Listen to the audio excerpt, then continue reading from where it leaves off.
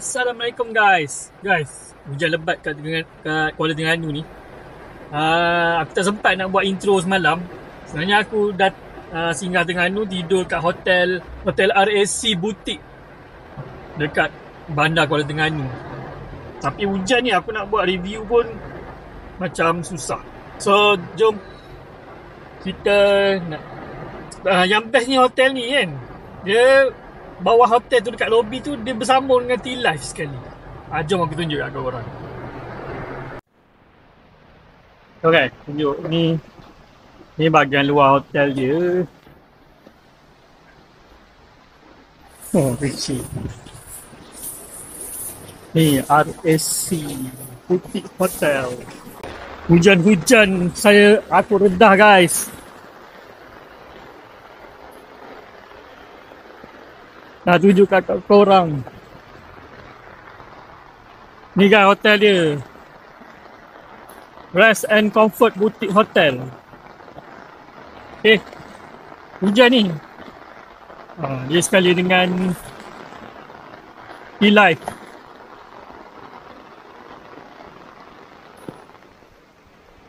Sebelah ni T-Life.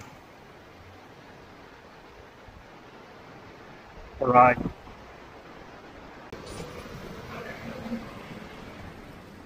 Ini RAC Boutique Hotel. Dia bersambung dengan T-Life.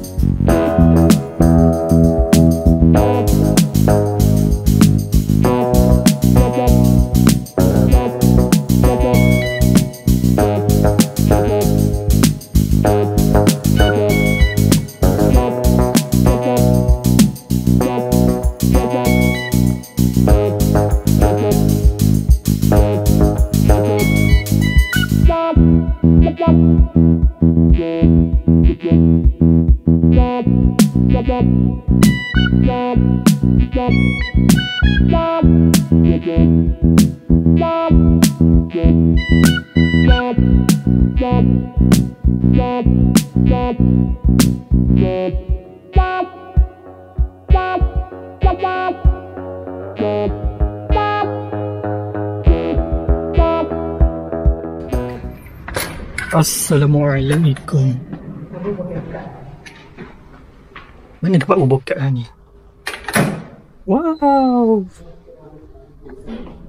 Macam ni je bilik ni. Assalamualaikum. Bismillah. Oh, ada water heater. Lepas tu ada toilet dia okey lah. Cantik lah juga. Jom kita tengok dia punya ni. Katil queen dengan katil single. Okey lah ni. Ada aircon. Lepas tu ada TV. Sekejap, kita letak beg dulu. Ada telefon. Ada meja, ada ni semua lah. Remote control semua ada.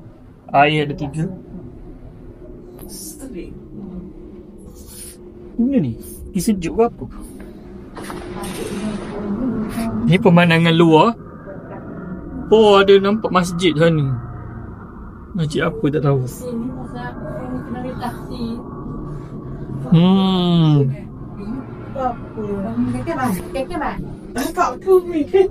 Okay guys, so jom kita nak pergi mendobi. Yo. Okay. Bye. Tu ada kipas. Ada kipas juga guys.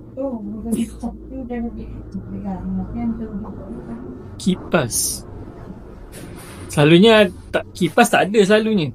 Selalu ada aircon je. Okay lah. Ada pasal kipas lah hari ni. Pasal kipas je. Pasal Ada sejadah ada. Ada dia bagi sejadah. Kiblat. Kiblat situ. dia RM1 gitu. Kiblat. Klik tu dah. Kiblat. Kiblat sana. Macam ni. RM1 sikit dah.